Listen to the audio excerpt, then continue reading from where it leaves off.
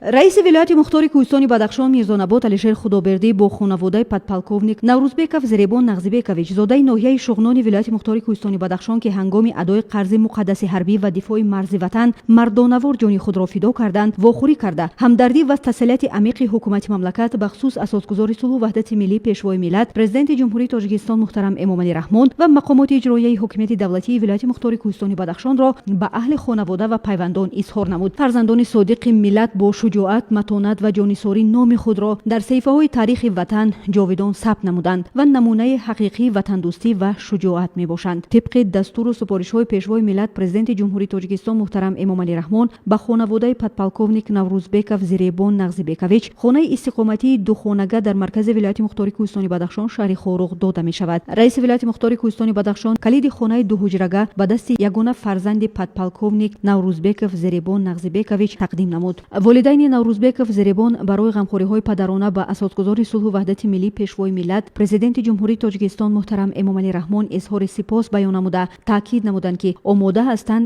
чандин фарзандони дигарро ба монанди Зеребони ҷонфидои ватанро тарбия ва ба камол расонанд ва барои ҳифзи марзу буми Тоҷикистони соҳиби истиқлол равона созанд.